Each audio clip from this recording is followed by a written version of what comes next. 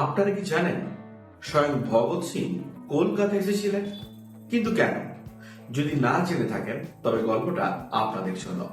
গল্পটা ভালো লাগলে লাল কামার স্টোরি চ্যানেলটা অবশ্যই সাবস্ক্রাইব করে নেবেন। এবার আসা যায় আসল গল্পে। শ্যামবাজার পাঁচ মাথার মোড়ে যেখানে নেতাজির মূর্তি রয়েছে, সেখান থেকে বিধান সরণির রাস্তা ধরে কলেজ স্ট্রিটের দিকে এগিয়ে গেলে রাস্তার ধারেই পড়বে 19 নম্বর বিধান সরণি, যাকে আমরা সকলে আর্য সমাজ মন্দির হিসেবেই জানি। সেখানেই একসময় আত্মগোপন করেছিলেন ভগৎ সিং। তাহলে এবার গল্পের একদম শুরু থেকে বলি। আমরা জানি 1928 সালে সাইমন কমিশন এসেছিল ভারতে, এবং ভারতীয়রা এই কমিশনকে মেনে নেয়নি। এর বিরুদ্ধে ভারত জুড়ে নানা প্রতিবাদ মিছিল সেই সময় সংগঠিত হয়েছিল। তেমনি একটি মিছিলের আয়োজন করা হলো লাহোরে। মিছিলের সামনের সারিতে তখন লালা লাজপত রায়। শান্তিপূর্ণভাবে এগোচ্ছিলেন সবাই। হঠাৎই সেখানে চড়াও হয় ব্রিটিশ পুলিশের বাহিনী। নির্মমভাবে চলে লাঠিচার্জ। লাঠির আঘাতে গুরুতর আহত হন পাঞ্জাব কেশরী। কিছুদিন পর তিনি মারাও যান। লাজপত রায়ের মৃত্যুতে গর্জে ওঠেন ভগৎ সিং। তিনি ঠিক করলেন লালার হত্যাকারীকে সাজা দেবেন।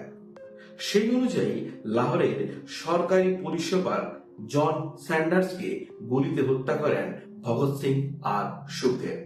কিন্তু এত সহজে তো ধরা পড়লে চলবে না, তাই সেখান থেকে তিনি চলে গেলেন ভগবতী চরণ ভোহরার স্ত্রী দুর্গা দেবীর কাছে সাহায্য চাইতে।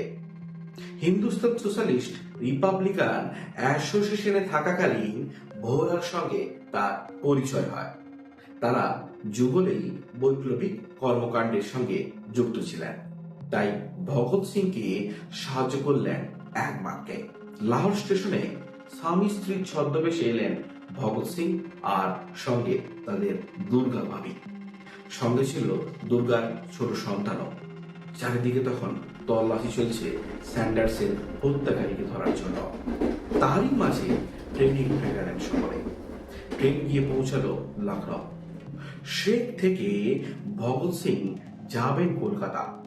যাওয়ার আগেই কলকাতায় নিজের বান্ধবী সুশীলা দেবীকে টেলিগ্রাম করলেন দুর্গা ভাবি। বললেন আত্মগোপনে থাকার সমস্ত আয়োজন করে রাখতে। সুশীলা দেবী হাজির হলেন তার ছাত্রীর বাবা ছাজুরাম চৌধুরীর কাছে। ভগৎ সিংকে নিজের বাড়িতে আশ্রয় দিতে রাজি হলেন ছাজুরাম। কলকাতায় আসার পর তার কাশীপুরের বাড়িতে ওঠেন ভগৎ সিং। কিন্তু কলকাতাতে এসেও বিপদ কিন্তু কাটেনি। বারবার বিভিন্ন জায়গায় পুলিশ তল্লাশি চালাতে থাকলো। তাই চৌধুরীবাবু ঠিক করলেন ভগৎ সিংকে তিনি মন্দিরেই থাকতে দেবেন। ছাজুরাম চৌধুরী তখন ছিলেন কলকাতা আর্য সমাজের অন্যতম কর্তা। ভগৎ সিংকে আর্য সমাজ মন্দিরে রাখলে এখানে ব্রিটিশ পুলিশের নজর পড়বে না। বেশ কয়েক মাস ওখান দিয়ে থাকার পর ভগৎ সিং পাড়ি দিয়েছিলেন দিল্লিতে।